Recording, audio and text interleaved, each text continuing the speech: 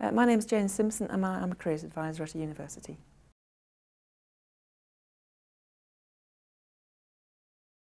Well, I think the first thing I would say is don't sit at home losing your confidence, and sometimes people do that. I'd say get active, apply for jobs. You will get rejected. Please don't take that personally. Try and learn from it each time you get a rejection. Try and find out, how you can do it better, get some feedback. Get out there and look for experience, at the same time as applying for graduate jobs. If you haven't quite got enough experience, go out there, look for short placements, maybe some short unpaid placements. But I guess keep yourself active. You might be doing a part-time job to get some money, but if you've got a few hours a week or a few half days a week, then try and use that time really wisely, just to try and build your CV up.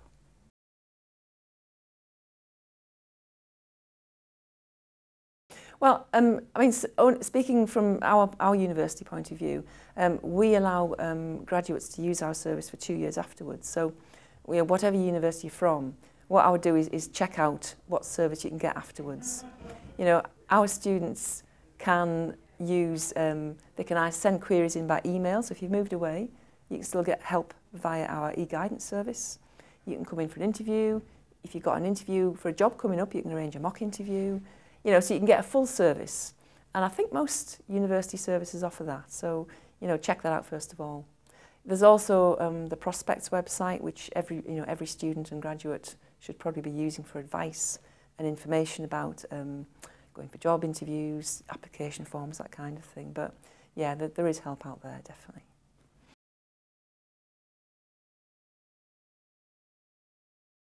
Being paid? Absolutely, yeah. Absolutely, because agency work can lead to jobs. In fact, a friend of mine, her son actually recently, he's a recent graduate. He started with an agency in London where they live.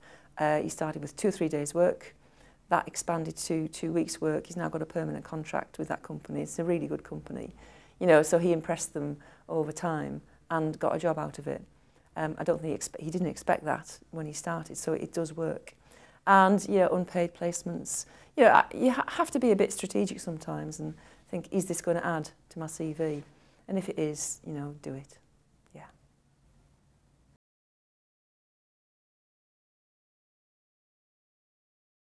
Obviously, there are 2 things you can look at. One, obviously, is volunteering experience. Here at our university, we've got our volunteers programme, which again people can use for 2 years afterwards.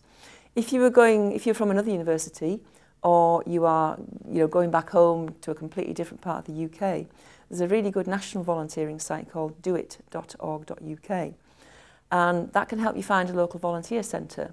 So I'd go and talk to them about what you want to do. But equally, I would actually research companies as well.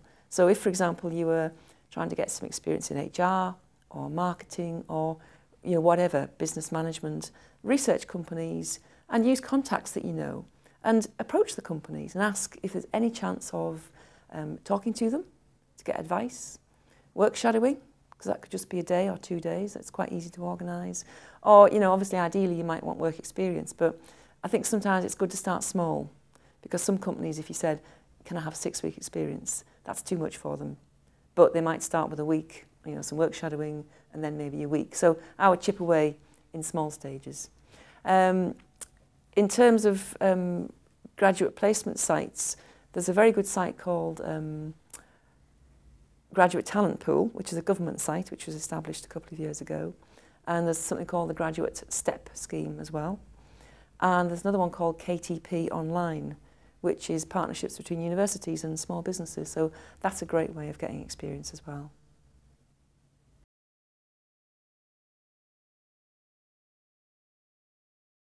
If you get a placement, I would say what you should aim to do is do more than they expect. Go beyond what you think you should be doing. Be really enthusiastic. Be interested. Turn up on time. Ask questions, and just try and get to know what that organisation does.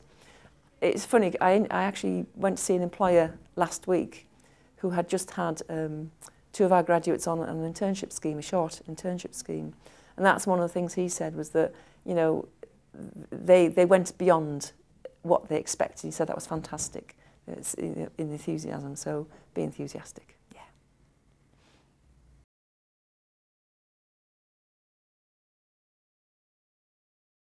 that is totally crucial as well.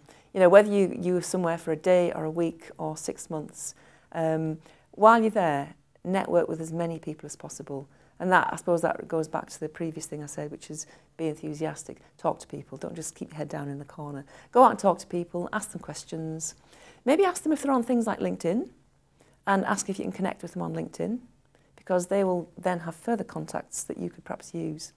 And if you've had a short work experience, make sure you send them a nice thank you note afterwards, and keep in touch with them. Because if you've made a good impression, I think people are really happy to help you. Most people know what it's like to be starting out in your career, and are really, you know, happy to help people that in a position that they were in several years ago.